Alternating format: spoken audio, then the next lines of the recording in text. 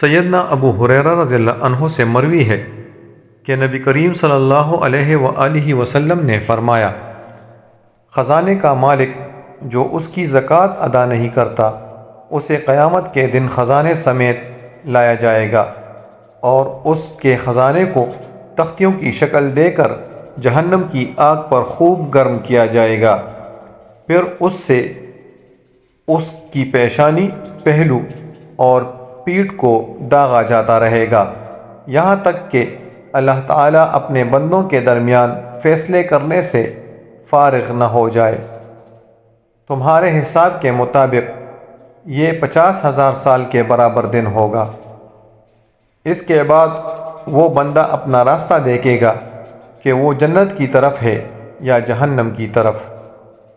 اسی طرح جو کوئی اونٹوں کا مالک ہو اور وہ ان کی زکوٰۃ ادا نہ کرے تو اسے قیامت کے دن اونٹوں سمیت لایا جائے گا، جبکہ وہ اونٹ بھی خوب موٹے تازے ہوں گے۔ پھر اس مالک کو ایک وسیع چٹھل میدان میں لٹا کر اونٹ اس کے اوپر سے گزارے جائیں گے۔ جب آخری اونٹ گزر جائے گا تو پہلے اونٹ کو دوبارہ لایا جائے گا۔ اس کے ساتھ یہ سلوک اس وقت تک جاری رہے گا جب تک اللہ تعالیٰ اپنے بندوں کے درمیان فیصلے کرنے سے فارغ نہ ہو جائے۔ وہ دن تمہارے حساب کے مطابق 50,000 برس کا ہوگا۔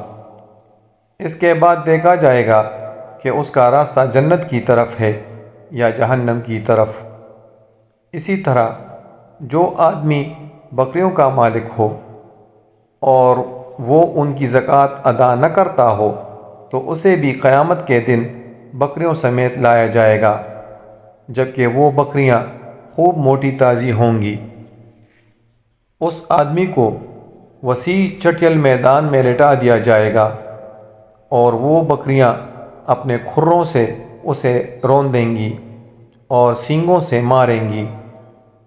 جب آخری بکری گزر جائے گی تو پہلی بکری کو دوبارہ لایا جائے گا اور اس کے ساتھ یہی سلوک کیا جاتا رہے گا یہاں تک کہ اللہ تعالیٰ بندوں کے درمیان فیصلے کرنے سے فارغ ہو جائے۔ وہ دن تمہارے اعداد و شمار کے مطابق 50,000 سال کے برابر ہوگا۔ اس کے بعد دیکھا جائے گا کہ اس کا راستہ جنت کی طرف ہے یا جہنم کی طرف۔ کسی نے کہا، اے اللہ کے رسول صلی اللہ علیہ وآلہ وسلم، گھوڑوں کا کیا حکم ہے؟ آپ صلی اللہ علیہ وآلہ وسلم نے فرمایا، قیامت تک گھوڑوں کی پیشانی میں خیر و برکت رکھ دی گئی ہے۔ دراصل گھوڑے 3 قسم کے ہوتے ہیں، ایک اپنے مالک کے لیے اجر و ثواب، ایک پردپوشی اور ایک گناہ کا سبب ہوتا ہے۔ جو اجر و ثواب کا ذریعہ ہوتا ہے وہ گھوڑا ہوتا ہے کہ جس کا مالک اس کو جہاد فی سبیل اللہ کی غرض سے پالتا ہے۔ ایسا گھوڑا اپنے پیٹ میں جو کچھ ڈالے گا وہ اس کے مالک کے لیے اجر ہوگا۔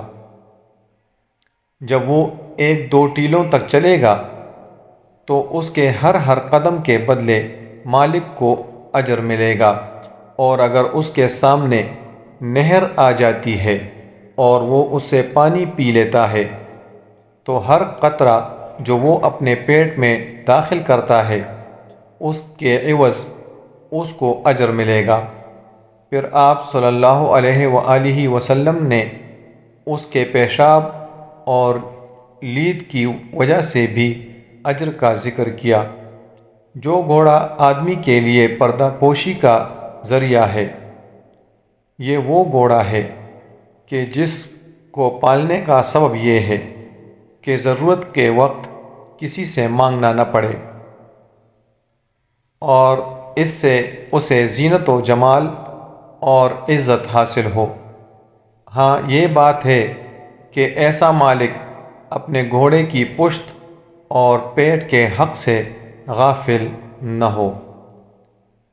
اس گھوڑے کا مسئلہ جو اپنے مالک کے لیے گناہ کا سبب بنتا ہے تو وہ ہوتا ہے کہ جس کا مالک فخر، تکبر اور لوگوں کے سامنے ریاکاری کرنے کے لیے اسے پالتا ہے۔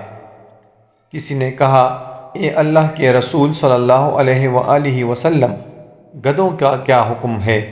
آپ صلی اللہ علیہ وآلہ وسلم نے فرمایا، ان کے متعلق مجھ پر کوئی حکم نازل نہیں کیا گیا، البتہ ایک آیت ہے جو بے مثال اور ہر خیر کو شامل ہے، یعنی فَمَن يَعْمَلْ مِثْقَالَ ذَرَّةٍ خَيْرًا يَرَهُ وَمَن يَعْمَلْ مِثْقَالَ ذَرَّةٍ شَرًّا يَرَهُ۔ سورہ زلزال آیت نمبر 8۔